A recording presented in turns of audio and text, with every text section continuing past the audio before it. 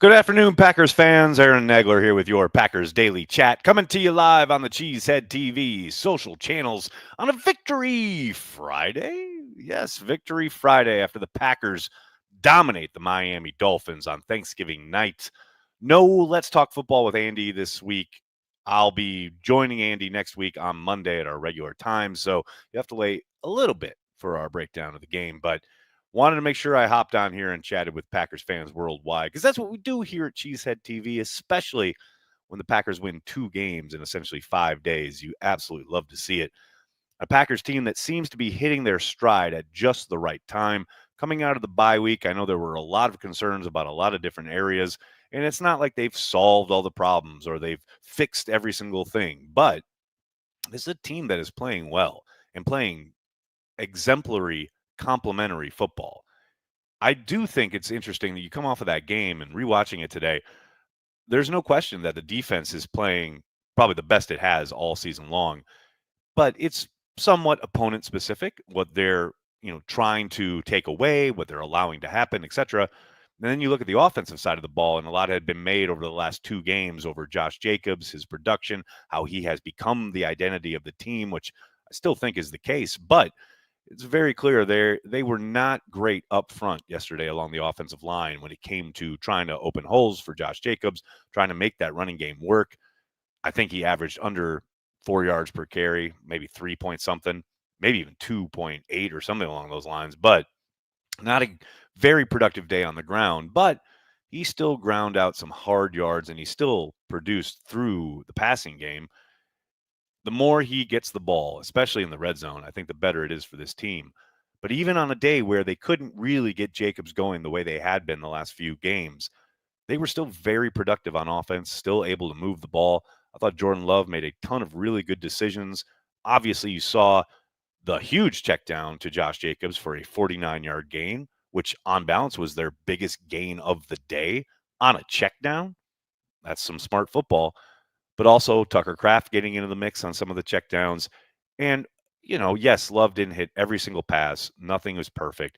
You would have loved for him to get a little bit more length, air, what have you, on that deep shot to Watson at the end. But on balance, Jordan Love playing one of his best games of the year. Along with the team, that's what you like to see. A team, a quarterback starting to round into shape, what we had hoped to see over the course of this back stretch of the season coming out of the bye week sure feels like it's starting to take shape. Now, with all of that said, the biggest challenge of the season lies ahead of them in a week's time, going to Detroit to take on the Detroit Lions. Let's say it, the best team in the NFL. I don't think that's telling tales out of school. I don't think that's hyperbole. But the Packers have a chance here. They have a real opportunity to gum up the works, so to speak, when it comes to not just the NFC North, but the NFC Conference in general. So they've got some time. They get a full week, thankfully. They don't have to do it on a short week, but it'll be interesting to see what the approach is. Hopefully, we get some good news starting next week when the guys are back in the building on Sunday. And Jair Alexander, Edgerrin Cooper, maybe they get some good news there. We'll see. It's a little early. We talked to Matt LaFleur earlier today. He didn't have any updates health-wise other than Corey Ballantyne. Doesn't sound like it'll be long-term, so that's good news. But obviously, we'll have to wait and see on some of these other guys who have missed some time here these last few games. Hello to everybody in the comment section. So good to see you all hanging out, yucking it up on a Black Friday. I know there's NFL football going on, but, I want to keep the routine going just as much like the team would do. Wanted to make sure to connect with all of you the day after a game like I always do. And, man, what a game. What a great game to talk about. It's always great to talk Packers with all of you. So hope you're all doing well. Let's give a shout out to our good friends over there at Prize Picks. That's right. Prize Picks is daily fantasy sports made easy. You just select 2 or more players, pick more or less on their projected stats, and place your entry. Quick withdrawals, easy gameplay, and an enormous selection of players and stat types are what make Prize Picks the #1 daily fantasy sports app. Go to prizepicks.com and use code CHTV. Spend $5 on lineups and get $50 instantly. Prize Picks is available in 43 different states, most importantly, in Wisconsin. Get on it, people. Get on some Prize Picks. The link to do so is in the description of this video. Going to be a fun one on Sunday, not having to worry about the Packers, not having to be emotionally invested in my picks. I'll hit those up on Sunday morning. And please send me your selections. Send me your lineups. I had a bunch of people send them to me this week, and you all did, as usual, way better than I did. What's going on, folks? In the chat, what's going on? We got Brendan starting us off. How are you, man? The Bears still suck. Yes, the big news today, probably headline of the NFL today, is the Bears fired their coach in season. Matt Eberflus was made to address the media in his usual day after a game press conference at 9 a.m., and then a few hours later was fired. Man, the McCaskies are the gift that keeps on giving. What a trash ass way to handle removing your coach. I don't, I'm not surprised. It's the Bears, it's how they operate. But man, they have not fired a coach in season since the 40s. And that was because, or not even fired, they had a coach removed from being the head coach because he joined the service. But that's how long it's been since a coach was not the head coach anymore in the middle of the season for the Chicago Bears. But it was so bad on Thanksgiving, they could apparently wait no longer, but make him talk to the media first. Shit is just hilarious. She said, Joey, what's up? All hail Toyotathon. Go Pack Go. I mean, seems to be legit. All the folks accusing Jordan Love of being a Toyotathon merchant, they're looking pretty good right now. Jeff Smith, what's up? Good news. After last night, Packers lead the NFL in lining up offsides. It's a special skill set. Seriously, wonderful win. Go Pack Go. Jeff, you're joking, but just listening to Matt LaFleur a little bit ago, it's very clear that this is pissing him off. And I do not blame him. I mean, it is entirely within the control of the player to make sure he's not in the neutral zone. And yet it has become a bit of a regularity along the defensive line of the Green Bay Packers. It's unbelievable, really. So, yeah, you could tell. I mean, he was asked about it, and you could see his kind of dander get up right away as Bill was asking the question. And Bill, that was a legit question from Bill. He wasn't mad at the questioner, but he was pissed at the question because I think he's pissed at his players who keep doing this. You saw Rashawn Gary took a sack away last night by lining up offsides after earlier in the season, Preston Smith, took a sack away from him by lining up offsides. Maybe it's a give back, get back program. I don't know, but man, it is hard to watch when these guys continuously do it week in and week out. That's something they have got to address and got to clean up. Like Matt said today, it'll end up hurting them. It'll end up biting them. And it has somewhat, but it could potentially end up costing them big time if they don't nip it in the bud. Soder, what's up, man? Thanks for the super chat.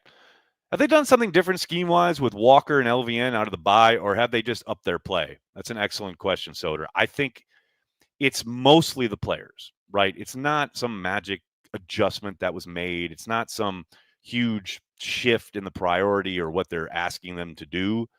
There is some of, especially when it comes to Quay, about the offensives that they have faced and what they kind of want, how they want to approach things. Lots of coverage, quote unquote, the soft shell, keeping things in front of you, etc. They've clearly done a lot with Quay as far as making him turn his hips, fly upfield, take tight ends down the seam, wide receivers down the seam last night. But also in a lot of the kind of trigger situations where if then that, like if you see this kind of action, run action, what have you, triggering to the ball carrier, it seems to have really helped him. And I think for the most part, it's LVN, Quay Walker really just starting to feel comfortable in the scheme. And it's something we talked about earlier in the season as far as with LVN, it's his third scheme in as many years, right? With Quay Walker, it's his first year in this scheme after many years in a different scheme. So it's going to take some time. But you got to give the guys credit. They've certainly taken their lumps and seem to have really started to hit their stride. Now, again, big test coming next Thursday. Nobody's arrived. It ain't solved. It ain't figured out. But they are both certainly heading in the right direction. Of that, there's zero doubt. Now we just got to keep building on it. Jeff, thanks again, man. Recently, the mystique of Lambeau has faded, mostly because we have been dependent on throwing the ball around the yard. I think this team can change that narrative. They punch people in the mouth. Jeff, I could not agree more, especially when you're not running zone. You're running a lot more power stuff. You're allowing your offensive line to fire off the ball. You're running back to pick his holes and lanes, etc., and make yards after contact, make people miss. And then you look at the fact that there's no question other teams are starting to play the Packers differently. And that is eventually going to open up the passing game. And we've seen hints of that. We've seen moments like that, right? But for the most part, yeah. What travels in the playoffs? Because you got to think with the way the division is shaping up, there's a decent chance the Packers are going to be on the road at some point in the playoffs. What travels? A running game and defense. Always, regardless of opponent, regardless of place. Those are things that will travel no matter to who you're playing or where you're playing. That's something you can lean on. And to your point, in the past, the Packers haven't really been able to lean on that in any consistent way. So, yes, I think there's a chance they are hopefully starting to turn that around. Jacob, thanks for being a Care of the G Club member. Appreciate you, man. What do you think happens when Alexander comes back? More CV and Stokes sharing snaps, or has either solidified that spot? Man, I talked about it so many times at this point. Do I think it should be CV and Jair? Yes. Do they? Apparently not. I mean, we'll see. I get why they want to hopefully maybe try to lean on Stokes's experience, but man, give me Carrington Valentine every single time over Eric Stokes. And look, man, I'm not trying to diminish what Stokes is trying to do. I'm not trying to diminish his effort. But wow, it's just hard to watch at times. And if teams know they need a completion, they know where to go. They know who to target. And that's not to say Carrington Valentine's like absolutely flawless. He's not going to get beat. Like, of course he is. But again, he's still a very young player who's putting things together, figuring things out, still developing. With Stokes, you know what he is. And he's a liability. That's hard. Vin, what's up, man? Thanks for the super chat. Matt LaFleur, coach of the year? I doubt it. I mean, he should be at least in the conversation. And right now, it doesn't seem like he is, which is ridiculous. I mean, given the fact that everything he did coming into the season as far as prepping this youngest team yet again, and then losing that first game, having everything transpire with Jordan Love's injury, winning the games with a backup quarterback who had only been in the building for a month. I mean, that alone should have put him in the convo. But for whatever reason, whenever I see this discussion online, his name is never mentioned. And all they're doing is sitting there at 9-3, youngest team in the league, won 3 of those games or 2.5 with a backup quarterback. Like, what more do you need? What does he have to do? I don't know. You know, before it was because he had Aaron Rodgers. Now is it because he, quote, has Jordan Love, the guy who was throwing interceptions around the yard every single game, first part of the season? Seems to have helped correct that, right? I just don't know. I don't know what he has to do. I really don't. Riley, what's going on? Thanks for the super chat. Does Love get a deal with Toyota after the season? Possibly. I think there's a decent chance, no doubt about it. Porkmaster, how are you, man? I fucking love winning, man. Know what I'm saying? Yes. Yes, I do. It's better than losing. I will tell you that. Bryce, thanks for the super chat. Great to see this team playing complementary football and not playing down to their competition. I agree, but man, the Dolphins are not bad. And I understand what you're saying as far as like they took care of business yesterday. You absolutely wanted it and expected them to. But man, the Dolphins are not a bad football team. You know, they had been playing very, very well over the course of the last month. But yes, I agree. Once they got up, they didn't play with their food. They were in control for most of that game. I never felt like, oh gosh, the tide is turning in such a way that we're gonna, let it get out of hand and they're gonna storm back. Never felt that ever once yesterday. So I agree that it is nice that they're taking care of business. But in the NFL, man, it's hard, man. Every game is precious, and you win any of them in any way, it's a good thing. H. Carrington, how are you, man? Thanks for the super chat. Not looking ahead, but I'd love to see Quay's 3 best games come against Shanahan, McDaniel, and then Johnson. 3 coaches that live to put linebackers in hell. I'm glad you brought that up because it's something that was I felt it on the watch party last night, but going back and watching it this morning, man, it's very clear what the plan was for Miami. They were going to attack the linebacker group as hard as possible. So many of those early kind of play calls, decisions from Tua were about getting the ball to the running backs, to the tight end, John Smith, you saw, who had a really good game. They were going after the linebacker group. And yeah, Miami got theirs at times, but for the most part, they held up well, including Quay.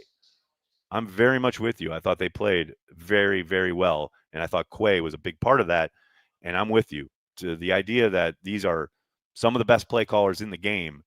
And the linebackers are at least stepping up, going toe to toe. You love to see that. What's up, Lambo Leo? Last night was great. All three phases. All three phases. Daniel Whelan with that punt. Come on now. Returner can't find it, can't get a beat on it. Absolutely love to see it. Audie, how are you? Thanks for the super chat. Hey, Aaron, first time commenting. I enjoyed your cameo in the Madden doc. Chat GPT suggests Franklin Smith as a random backer.